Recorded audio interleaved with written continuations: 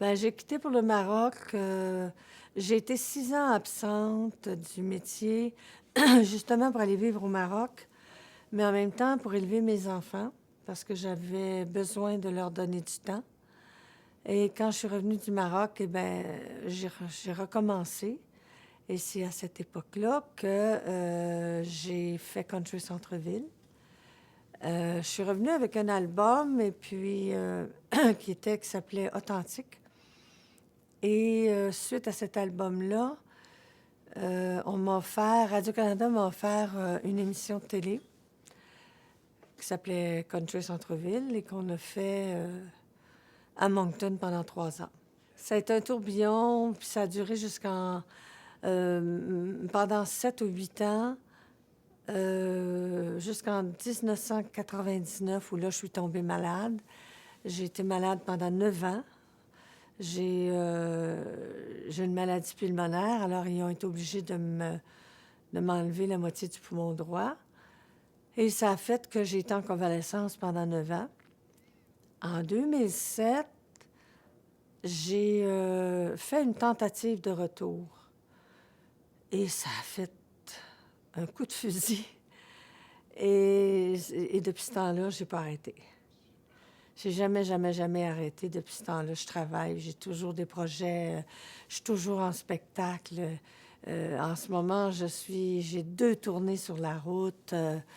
J'ai décidé de faire, il y a 1 an et demi, j'ai fait un album qui s'appelle La fille de son père. Et puis, depuis que mon père était décédé, mon père est décédé en 1999. Et ça faisait depuis ce temps-là que j'avais envie de lui écrire un spectacle. Et j'ai écrit le spectacle de La fille de son père. Et c'est un des spectacles que j'ai écrit que j'aime le plus parce qu'il est très émotif. Il y a beaucoup d'émotions, il y a beaucoup de souvenirs. Et les gens aiment beaucoup, beaucoup. C'est très intimiste aussi. J'ai juste 3 musiciens, contrairement à moi. Il faut toujours que ça blaste un peu, mais là, ça blaste pas du tout.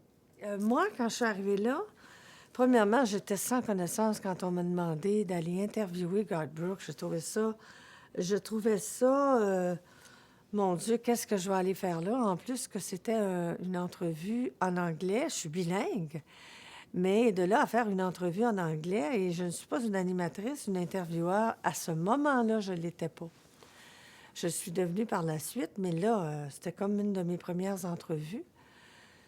Et on s'en va à Nashville, et puis je rentre dans un genre de grand, grand, grand studio où il y a plein d'animateurs télé-radio, journaux, comme, c'était quoi, Good Morning Canada, je ne sais pas trop quoi. Et puis, mon Dieu, c'était tous des gens expérimentés. Et à mesure qu'ils passaient, ils demandaient les mêmes questions comme moi j'avais écrit sur mon papier. Mais ce qui est impressionnant pour moi, puis que ça m'est toujours resté, c'est que quand Garth Brooks est rentré dans le studio, il est venu me voir la première, il a enlevé son chapeau, il m'a embrassé la main et il m'a dit « It's an honor to meet you, ma'am ». Moi, là, j'ai dit « It's an honor to meet you, ma'am ». C'est lui qui me dit ça. Wow! Et quand est venu le temps de l'entrevue, je me suis rendu compte à un moment, j'étais la dernière, hein?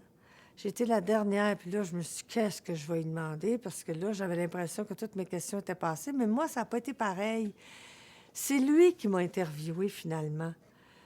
On a parlé comme des amis, c'était plus une conversation qu'une qu'une entrevue. Et j'ai adoré ça, et je me souviens que quand l'entrevue a été terminée, son équipe m'a applaudi. J'étais comme... Mais après ça, il m'a dit qu'il avait déjà reçu mes disques et qu'il les avait écoutés puis qu'il m'admirait comme chanteur. J'ai trouvé ça extraordinaire. Alors, ça a toujours été un souvenir merveilleux pour moi. Et j'ai toujours gardé sa photo, la photo qu'on a prise à ce moment-là ensemble. Je l'ai toujours gardée dans mon bureau. Et j'en ai des photos, moi, avec du monde, là. Mais avec Garth Brooks, je l'ai toujours gardé dans mon bureau parce que pour moi, c'est un merveilleux moment dans ma carrière.